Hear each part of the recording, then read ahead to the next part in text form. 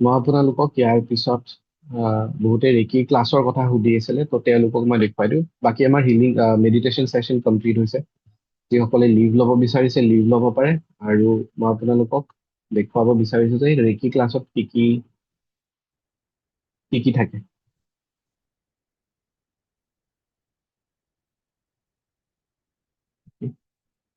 Actually হিলিঙৰ benefits কি থাকে, নিজকে আমি সদায় ষ্ট্ৰং কৰি ৰাখিব পাৰো। Okay, আমাৰ অৰা যিটো থাকে, অৰা মানে কি হয়, আমাৰ চাৰিওফালে এটা এনাৰ্জি ফিল থাকে। চ' সেই অৰাটো আমি সদায় ষ্ট্ৰং কৰি ৰাখিব পাৰো। নিগেটিভ এনাৰ্জিৰ পৰা নিজকে আমি প্ৰটেক্ট কৰি ৰাখিব পাৰো। নজৰ লগা, টনা টটকা, সেইবোৰতো থাকেই বাৰু।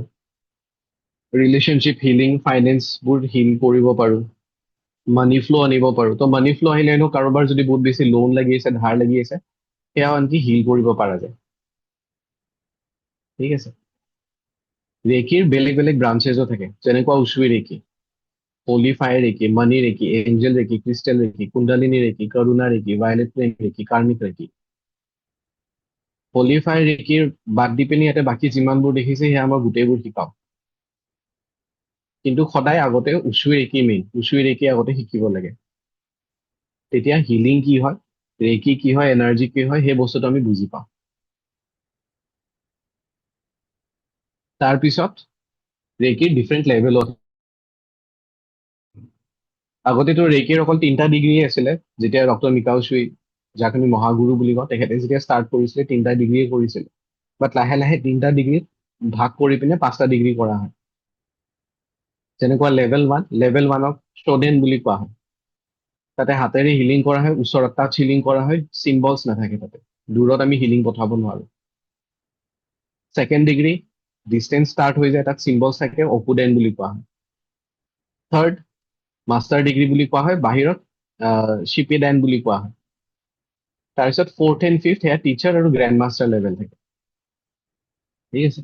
চ' ফাৰ্ষ্ট ডিগ্ৰী যেতিয়া শিকোৱা হয়, ফাৰ্ষ্ট ডিগ্ৰীত মেইনলি হিষ্ট্ৰী অফ ৰেকি, ৰেকি কেনেকৈ ষ্টাৰ্ট হৈছিলে, ৰেকি কি হয়, এনাৰ্জি কি হয়, 5টা প্ৰিন্সিপল কি হয়, ৰেকিৰ 4টা পিলাৰ কি কি আছে, চক্ৰা কি হয় আমাৰ।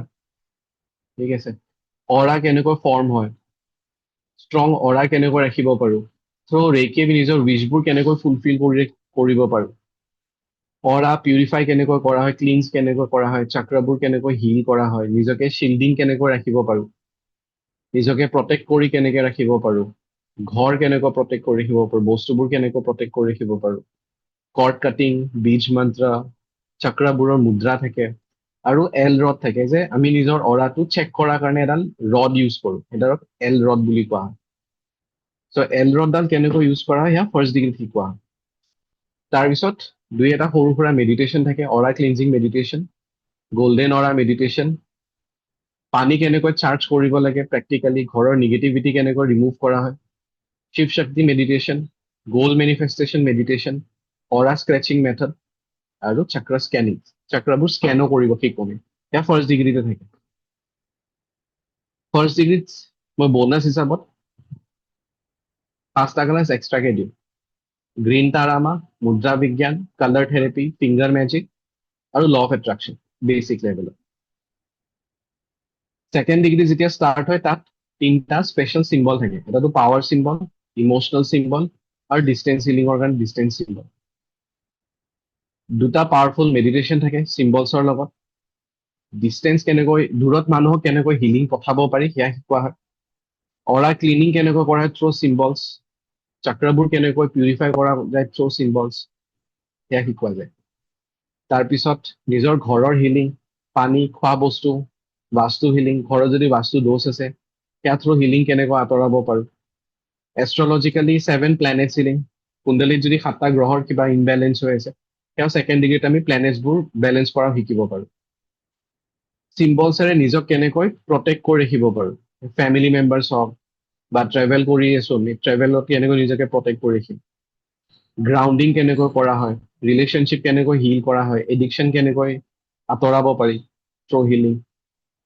আমাৰ হাততো কিছুমান চক্ৰ থাকে, 7টা চক্ৰ হাততো থাকে। চ' সেই চক্ৰবোৰ আমি হিল কৰিব পাৰো।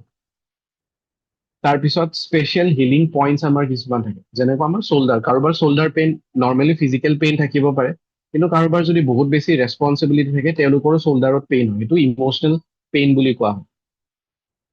তো তেনেকুৱা কিছুমান স্পেচিয়েল পইণ্টছ থাকে আমাৰ বডিত, সেই পইণ্টছবোৰ ইম'চনেলি ইমবেলেঞ্চ হ'লে তাত পেইন আহে আৰু সেয়া হিলিং কৰিব লাগে।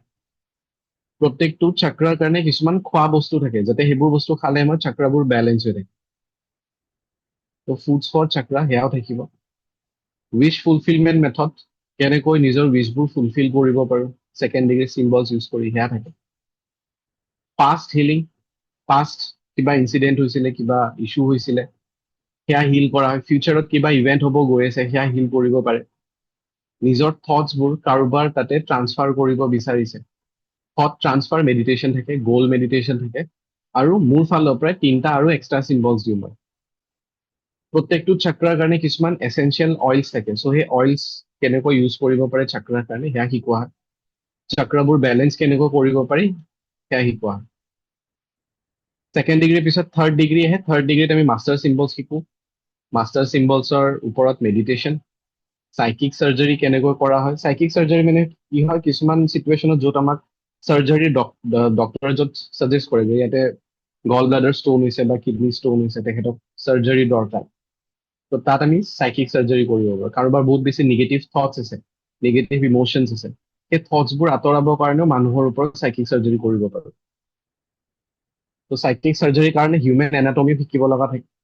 মাছ হিলিং, বহুত মানুহক একেলগে কেনেকৈ হিলিং দিয়া হয়, কাৰণ ছেকেণ্ড ডিগ্ৰীলৈকে আমি এজন এজনকৈ হিলিং দিব পাৰোঁ। থাৰ্ড ডিগ্ৰীৰ পৰা মাষ্টাৰ্ছ হোৱাৰ পৰা আপোনালোকে বহুত মানুহক একেলগে হিলিং দিব পাৰে, বহুতে মিলি পিনে হিলিং দিব পাৰে, সেইটো গ্ৰুপ হিলিং হয়। কাৰোবাৰ বহুত হেভি নিগেটিভিটি আছে, ব্লেক মেজিক আছে, তেওঁলোকক আমি স্পিৰিচুৱেল বাথ কৰাব পাৰোঁ। ট্ৰুথ হিলিং থাকে। ল অফ এট্ৰেকশ্যন ফাৰ্ষ্ট ডিগ্ৰীত অকণমান বেছিক হিচাপত থাকে, থাৰ্ড ডিগ্ৰীত অকণমান এডভান্স হিচাপত থাকে।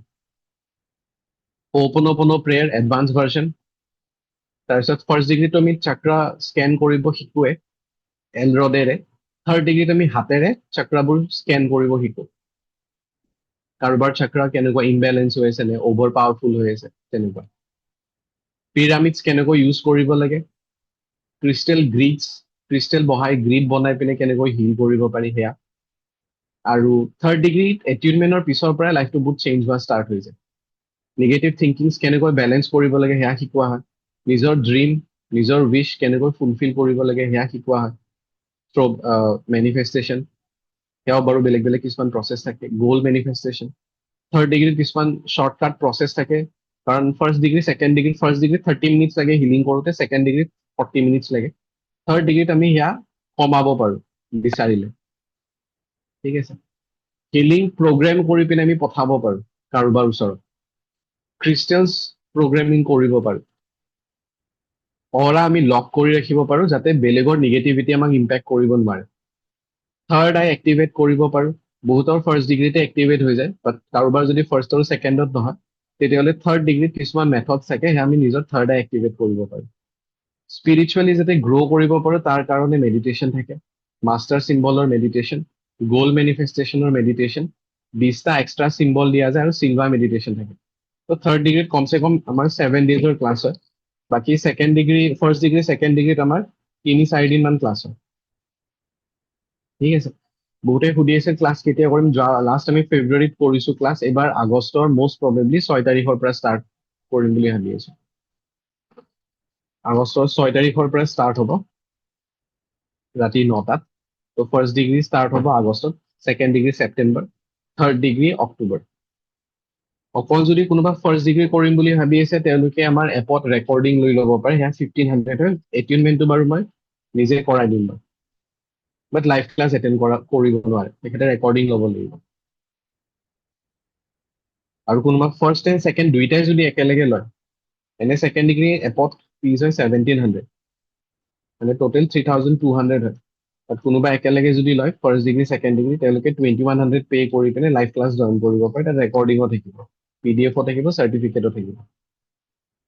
বাট মই মাজত ছেকেণ্ড ডিগ্ৰী বা মাজত থাৰ্ড ডিগ্ৰী ষ্টুডেণ্ট বেলেগৰ ষ্টুডেণ্ট নলওঁ, যোনে শিকে একদম ফাৰ্ষ্ট ডিগ্ৰীৰ পৰা ইয়াৰ পৰাই শিকিব লাগিব, তাৰপিছত তেনেকৈ গ্ৰেণ্ড মাষ্টাৰলৈকে শিকি যাব পাৰে, সেয়া বহুত দূৰৰ কথা, কাৰণ ফাৰ্ষ্ট ডিগ্ৰী ছেকেণ্ড ডিগ্ৰী কৰাৰ পিছতে বহুতেই এৰি দিয়ে। ঠিক আছে। তো যিসকলে ৰেজিষ্ট্ৰেশ্যন কৰিম বুলি ভাবে তেওঁলোকে ৰেজিষ্টাৰ কৰি থব পাৰে। আৰু যদি আমাৰ চিট ফিল আপ হৈ যায় তেতিয়াহ'লে এড নিদিওঁ, যদি ফিল আপ নহয় তেতিয়াহ'লে আগষ্টৰ 1 তাৰিখমানৰ পৰা মই এড পষ্ট কৰি দিওঁ।